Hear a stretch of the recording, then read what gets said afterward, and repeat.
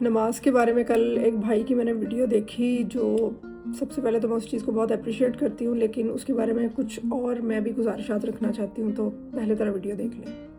نماز میں اللہم صلی علی صلی علی ہوتا ہے اور وعلی آل محمد نہیں آلی محمد ہوتا ہے۔ صلی لام کے نیچے زیر ہے، اسی طریقے سے آلی لام کے نیچے زیر ہے، اس کو آلی نہیں پڑھنا یا صلی نہیں پڑھنا، صلی علی اور اچھا، اب یہ بھائی اس ویڈیو کے اندر جو چیز بیان کر رہے ہیں وہ یہ کہ نماز میں ہم اعراب کی جو غلطی کرتے ہیں یا اس کو پڑھنے کا طریقہ، الفاظ کو ادا کرنے کا، پہلی بات تو یہ کہ ہم نان عرب ہیں، ٹھیک ہے، اور ہم میں سے ہر شخص اس چیز پہ قادر نہیں ہے کہ وہ عربیوں کی طرح عربی ادا کر سکے، لیکن چونکہ ہم اتنی سی غلطی اپنی دور کر سکتے ہیں تو اس کو کرنا چاہیے،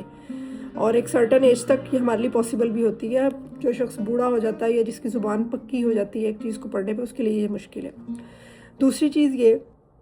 کہ ان میں سے کوئی بھی ایسی غلطی نہیں ہے، میں گارنٹی کے ساتھ یہ کہہ سکتی ہوں، چونکہ الحمدللہ میں نے صرف نحو پڑھی ہوئی ہے، تو ان میں سے کوئی بھی ایسی غلطی نہیں ہے کہ اگر آپ اعراب کو الٹا سیدھا کچھ کر دیتے ہیں، تھوڑا بہت کر دیتے ہیں، کیونکہ عربی کے اندر ہوتے ہیں ایسے الفاظ اور ایسی چیزیں بھی ہوتی ہیں جہاں پہ زبر زیر کے فرق سے معنی اور مفہوم بدل جاتے ہیں، تو ان میں سے کوئی بھی ایسی غلطی نہیں ہے کہ جس سے معنی اور مفہوم میں کوئی فرق آئے، تو ہمیں اس کی بجائے ان الفاظ کو ڈھونڈنا سیکھنا چاہیے اور اس کے اوپر ویڈیوز بنانی چاہیے کہ کون سے ایسے الفاظ ہیں جن کو اگر غلط پڑھا جائے تو معنی اور مفہوم سارے بدل جاتے ہیں۔ اور تیسری چیز یہ کہ اللہ تعالیٰ نے نماز میں ہمیں قرآن پاک میں اقیم الصلاۃ بولا ہے، ٹھیک ہے نا، کہ نماز قائم کرو۔ قائم کرنے کا مطلب کیا ہوتا ہے؟ اسٹیبلش کرنا، یعنی کہ ہم نے نماز کے اوپر صرف ظاہری چیزوں پہ توجہ نہیں دینی کہ ہم قرات کیسی کرتے ہیں اور ہماری حرکات ٹھیک ہے یا نہیں۔ میں پھر وہی بات کہہ رہی ہوں کہ یہ بھی ٹھیک ہونی چاہیے، یہ غیر ضروری نہیں ہے، لیکن اس سے زیادہ ضروری چیز کیا ہے کہ نماز ہمارے وجود کے اوپر نافذ ہو، اور وجود کے اوپر نافذ ہونے کا مطلب کیا ہے کہ وہ بھی اللہ نے ہمیں قرآن میں ہی بتایا کہ نماز ایسی ہونی چاہیے جو تمہیں برائی اور بے حیائی سے روکے۔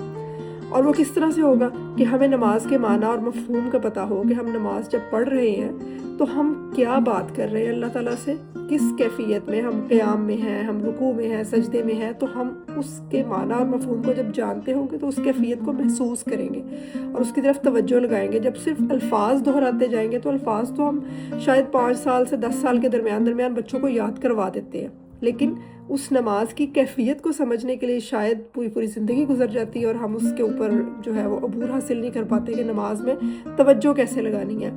اور توجہ حاصل کرنے کے لیے سب سے ضروری کیا ہے کہ ہم نماز کی جو ٹرانسلیشن ہے اس کو سیکھیں۔ الفاظ سے بھی زیادہ ہماری توجہ نماز کا ترجمہ سیکھنے پہ ہونی چاہیے کہ ہم اللہ تعالیٰ سے جب یہ بات کر رہے ہیں تو ہم کہہ کیا رہے ہیں اور کیا اللہ سے مانگ رہے ہیں، کیا اس کی تعریف بیان کر رہے ہیں۔ اگر ہمیں یہ چیزیں پتہ ہوں گی تو نماز کے اندر ہماری خود بخود توجہ آئے گی۔